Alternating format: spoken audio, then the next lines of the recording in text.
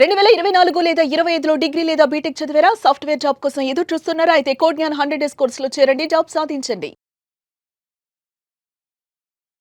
నమస్కారం శశి గారు. నమస్తే నాగరాజ్. కొంతమంది అంటే మా వైఫ్ అండ్ హస్బెండ్ రిలేషన్షిప్లో వైఫ్ ఫాల్స్ అలిగేషన్ చేసి భర్తను వదిలించుకోవాలనుకున్నటువంటి వాళ్ళు ఉంటారు. వేరే వాళ్ళ కోసం అనుకోనివ్వండి, లేదంటే హస్బెండ్ నచ్చకపోవడం వల్ల ఎన్ని number of reasons.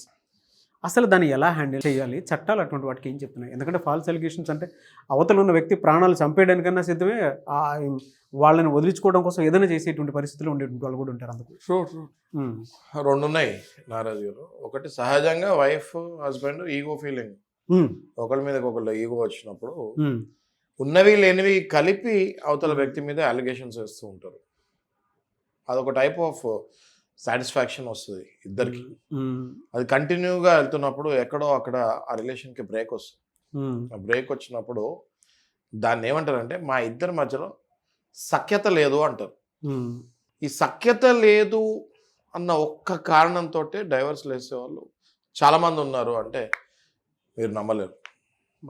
Okay, just మా ఇద్దరికి నా ఆలోచన ఆయన ఆలోచన కలవట్లేదు, మా ఇద్దరి మధ్యలో ఆ కంపాటబిలిటీ లేదు.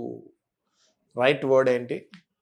కంపాటబిలిటీ లేదు అని చెప్పి డైవర్స్ వేసేస్తాం. ఓకే, సో కంపాటబిలిటీ లేదు అన్నప్పుడు ఇద్దరు ఒప్పుకోవాలి కదా. అవును, ఒకళ్ళే ఒప్పుకుంటే ఎలా? రైట్.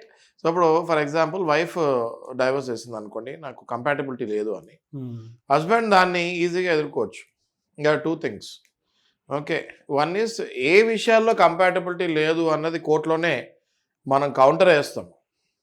ఓకే, ఎప్పుడైతే పిటిషన్ వాళ్ళు వేస్తారో డైవర్స్ సంబంధించి దానికి మనం కౌంటర్ వేయాలి.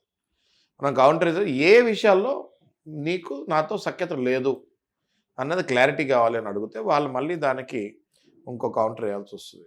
ఒకవేళ వాళ్ళు పలానా విషయాల్లో లేదు అంటే ఆ పాయింట్స్ చూసి హస్బెండ్ నేను అన్నిటికీ అడ్జస్ట్ అవుతాను, నేను ఒప్పుకుంటాను, నువ్వు మళ్ళీ తిరిగి వచ్చేయి అని restitution of conjugal rights RCR అనే ఒక పిటిషన్ వేస్తే మళ్ళీ వైఫ్ని వెనక్కి ఇంటికి రమ్మని. మన జీవితం పాడైపోద్ది, చిన్న చిన్న విషయాలే, ఇది మన ఇద్దరి మధ్యలో పెద్ద గొడవలు లేవు కాబట్టి దయచేసి మళ్ళీ వెనక్కి వచ్చేసాయి, మన పిల్లల జీవితాలు పాడవుతాయి, మన జీవితం పాడవుతుంది, మంచిగా మళ్ళీ మ్యారిటల్ లైఫ్ హ్యాపీగా ఉందాం, వెనక్కి వచ్చేసాయని రెస్టిట్యూషన్ ఆఫ్ కాంజుగల్ రైట్స్ అని ఒక పిటిషన్ వేస్తారు.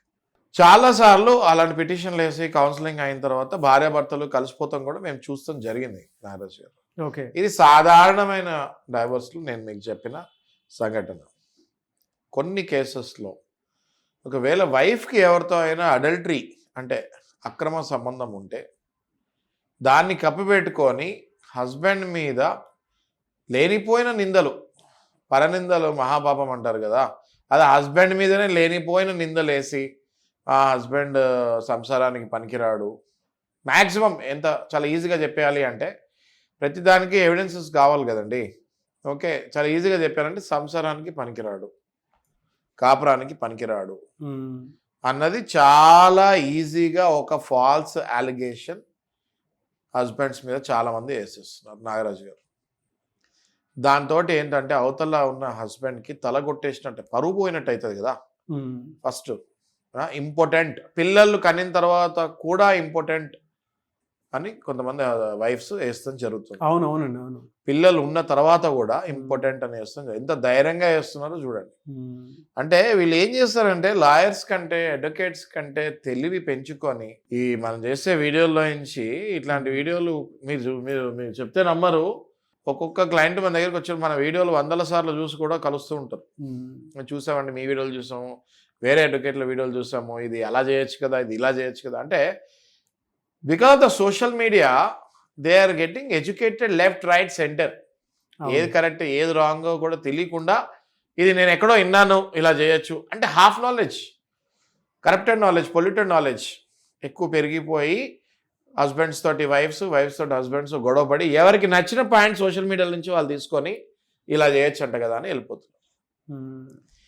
నా సజెషన్ ఏంటి అంటే మీరు అసలు ఇద్దరు విడిపోయే ముందు వైఫ్ అండ్ హస్బెండ్ జనరల్గా ఒక అడ్వకేట్ దగ్గర కౌన్సిలింగ్కి వెళ్ళండి. నేనేం కలుస్తానికే వెళ్ళమని చెప్పట్లేదు. నేను జనరల్గా ఒక వైఫ్ అండ్ హస్బెండ్ ఒక అడ్వకేట్ దగ్గర కౌన్సిలింగ్కి వెళ్ళండి. విడిపోతాం వల్ల మీకు వచ్చే నష్టాలు ఏంటి అంటే ఇద్దరికండి, ఎప్పుడు భర్తకే నష్టాలు రావు, డబ్బుతోనే అన్ని కాదు కదా నాగరాజు గారు. అవునవునండి. There is something called moral support. Financial background ఒకటే ఎవ్రీథింగ్ కాదు.